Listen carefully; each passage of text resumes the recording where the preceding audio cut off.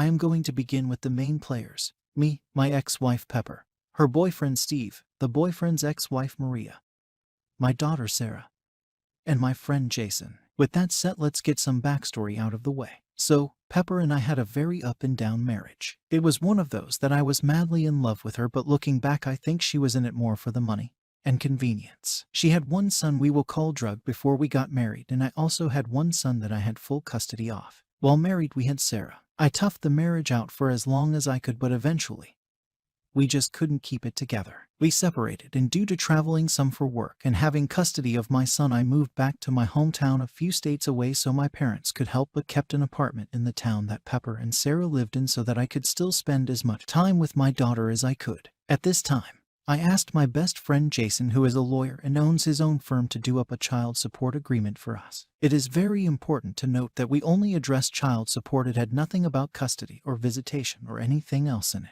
So, for about a year this was how it would work. I would spend a month with Sarah while my parents watched my other son, then I would spend a month with my son. Almost exactly a year later I could no longer afford keeping two households, and Pepper was wanting to move back to her hometown, which was in a different state but closer to where I lived, so I gave up the apartment and she moved. The new situation continued for a couple more years. Pepper and I remained friendly and even tried to reconcile the relationship a couple of times, but it wouldn't work out. I was still deeply in love with her, but we couldn't come to an agreement on things like where to live and such. I forced myself to try and move on and started dating. She had been dating basically from the day after I moved out. Even though I still loved her, our relationship moved more into good friends than husband and wife. So, she finally meets Steve. I never was told much about Steve other than he was a certified ethical hacker, and that is what he did for employment. While they were dating, she would send me texts about their dates. She even texted me the day they first had sex together. This hurt deeply, and looking back I think this is what she wanted, but I tried to play the part of good friend and confidant.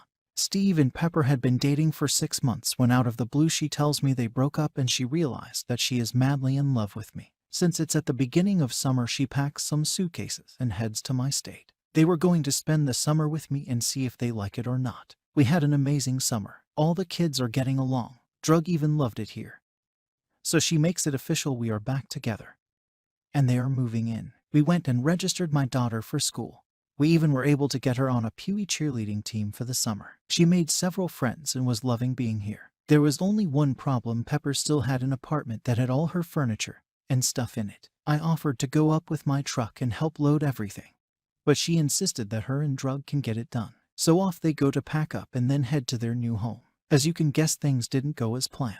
She was home for about 3 days when she informs me that under no circumstance will she move, and that her and Steve are in love and are moving in with each other. To say I was destroyed was an understatement. I couldn't understand why she had done it. The worst part was she left it to me to tell Sarah the bad news. When I told her, the devastated look on her face started turning my feelings of hurt into feelings of anger. Then Sarah broke down and started begging to stay with me and started spilling the beans. She told me things about how her mom would leave with Steve for days and leave Drug in charge. She had to learn how to cook for herself at 8 because Drug would spend the money on drugs and spend the whole time high. If Drug wasn't left in charge, Pepper would use her multiple convicted felon niece to watch her. She also told me about the first time that she had met Steve. He came to their house, basically said hello, and him and her mom disappeared into the bedroom and started having loud sex. Sarah was outside the door bawling, and they just ignored and continued. This is how my 8-year learned of sex, and she is still in counseling trying to recover 7 years later. At this point my anger has turned to rage. I immediately notified Pepper that there was no way Sarah was coming back and I would fight her to the death to keep her out of that situation.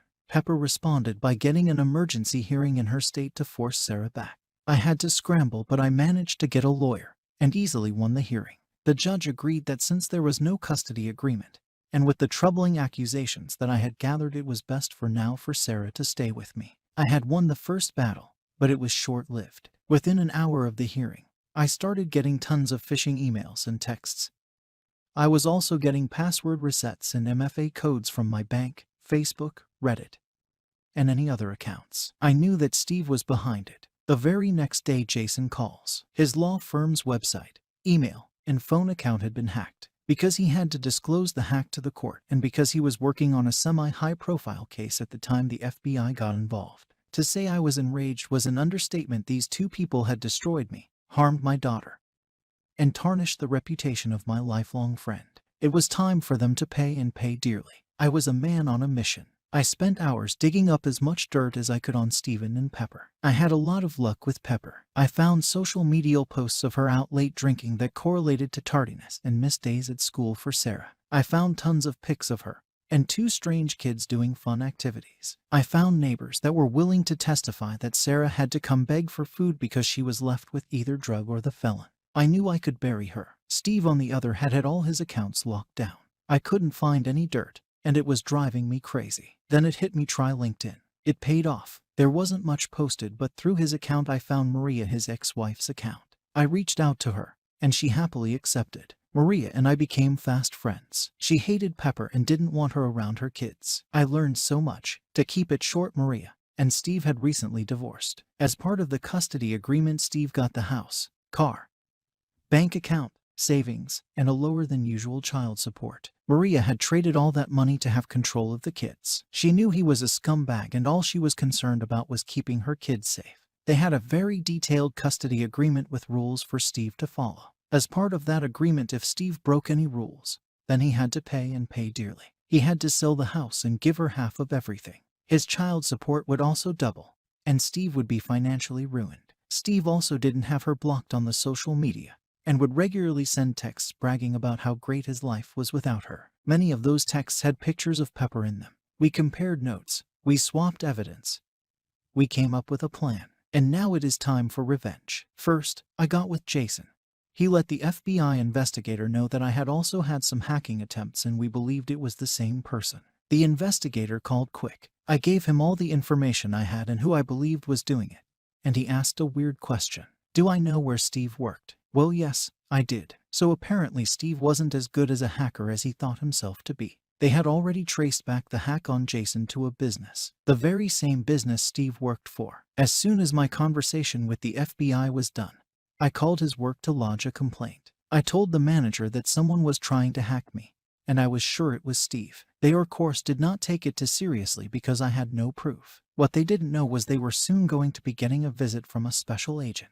The next week was absolute hell for Steve and Pepper. Pepper got served with the divorce papers, and her lawyer got served with all the evidence I had gathered. My lawyer said it was the most complete investigation he had ever seen. I had all 40 tardiness and 19 absences tied to nights out drinking with Steve. I had hard proof of them abandoning my daughter for days at a time. Maria even gave me a picture that was taken at 2 a.m. the night before the emergency hearing with Steve and Pepper drinking in a tattoo parlor. The same hearing she was late to, and said it was due to a disability. Steve got served that he had violated the entire custody agreement. Maria had pictures from me proving he was with Pepper on nights the kids were with him, and they were left alone. She also had proof that there was contact with Pepper that violated the custody agreement. The fallout was awesome to watch. Steve was fired. Between my complaint, another older complaint of him hacking, and the FBI showing up, they had no choice but to fire him. He did avoid any legal issues, as the FBI could never tie it directly to him. The word spread of why he was fired, and no one would hire him in a job again. He had to sell the house, liquidate all the investments and bank accounts, and give half to Maria. His child support got to stay the same since he no longer had a source of income. Last I heard, he was working at a grocery store. So in total his income went from $200K plus a year to less than $40K. As for Pepper, the divorce was swift and painful for her. The judge ruled in my favor for all counts. I got sole custody and sole decision making. She was forced to go to counseling, and her and drug can only visit Sarah with a third-party supervisor paid for by Pepper. Sarah is doing much better. She still needs counseling, but she thrives in school and has many friends. She very rarely sees her mom, but she is much better off without her.